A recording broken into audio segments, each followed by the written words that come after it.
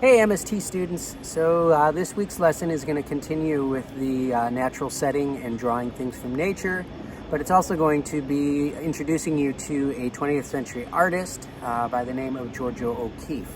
She was very famous for her depictions of flowers, clouds, cityscapes, as well as simple rocks and bones and stuff that she found in New Mexico, but she also did a little bit of work here in Japan.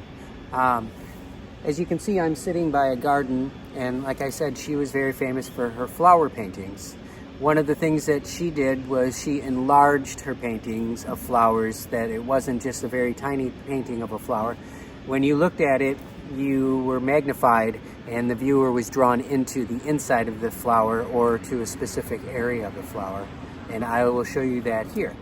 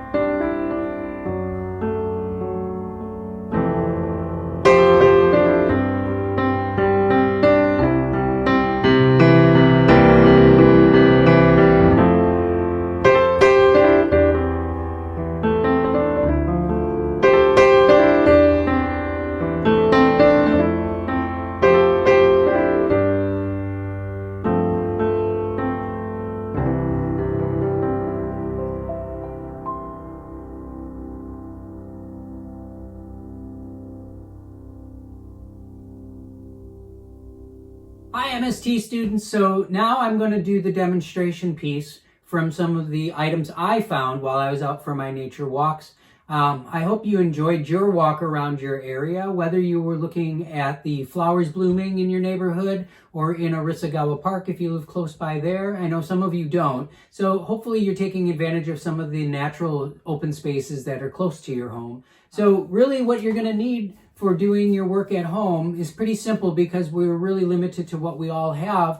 So a pencil and a drawing sketchbook that you can get at a dollar store. Pretty simple. If you have colors, that's awesome because then you can add some more color to it, whether you're using markers, if you have watercolor paints, if you have crayons, or you have colored pencils. I'm really okay with any of those as long as you're able to push your drawings with color. When I'm first beginning my drawing, what I want to do is I want to take time first to observe and take a look at the shapes that I'm identifying and the different parts that I'm looking at as well in this flower. For instance, the area here in the center is more circular, and then the petals have more of a triangular rounded edge to them. So I need to keep that in mind when I'm doing my drawing so that I know that I'm representing the flower the best way I can, but I'm also exaggerating the size of the flower. So I'm not going to probably be able to draw everything, but I'm going to be able to get as much as possible. And first, I'm going to be drawing light. I'm not going to be drawing super heavy because when you're drawing super heavy, then you're going to be erasing all the time and those lines are still going to be there. But if you're using a light pencil, that way you're able to get a better rendering. And if you make a mistake, you can erase it and it's not really, the evidence isn't really there.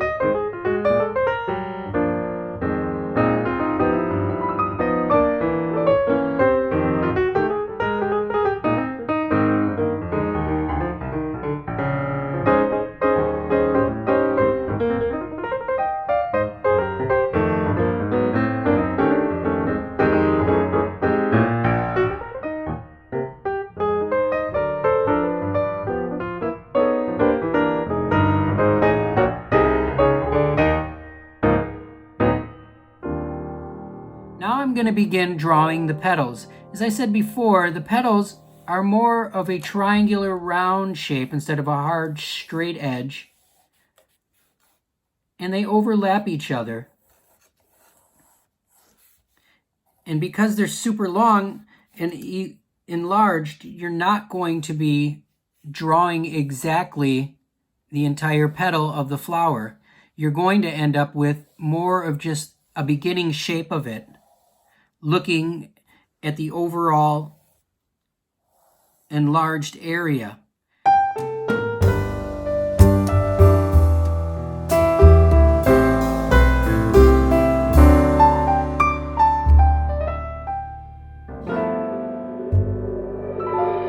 Now that I'm done, I feel like I've got my petals drawn in and I know where they overlap and I see where my flower has taken shape.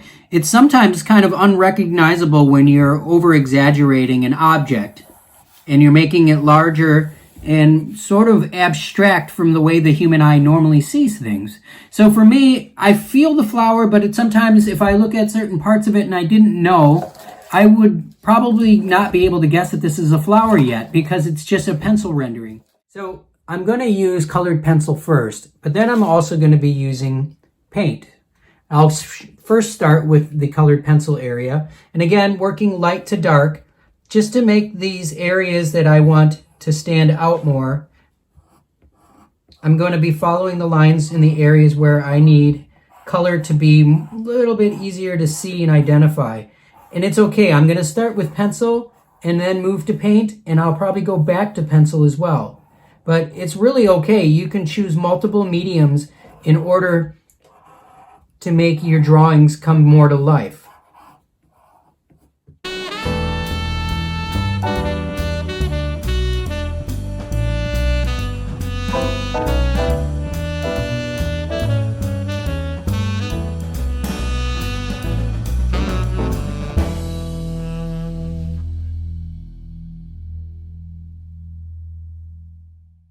Now that I'm going to add paint, I'm going to take my pencils and set them off to the side so they're out of the way. And I've got a nice clean area to be able to work with. So I've got my paints, I have my brush, and then I've got water. Using watercolors is highly recommended because you're able to work light to dark again. And so the first color that's the lightest for me is going to be yellow. I'm going to get enough water in there just to be able to start filling in the areas.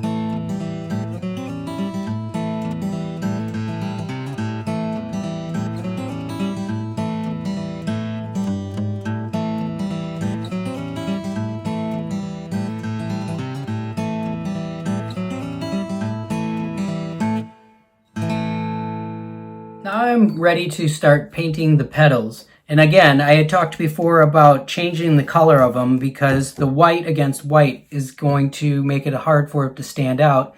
And I really want these petals to jump out. So what I'm going to do is mix some blue, but I'm going to use this area to really water the blue down. I don't want it to be a very dark blue. I want it to be a very washed out blue. So by making the color pigment a lot lighter and more water being added, that will help for it to stand out. And you can also use a little corner of the paper to test it. And I kind of like that color. If I was using it and I found that it was too dark like that, I might want to add, as I said, more water to it to get the consistency of color that I'm looking for.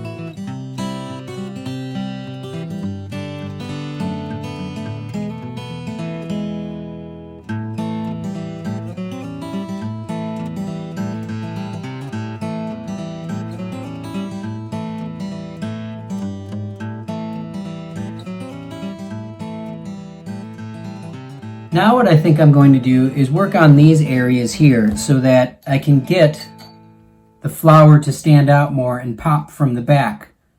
And what I think I'm going to do is I'm going to use, I like the way this dark blue, where it's not as watered down, really allows it to pop out.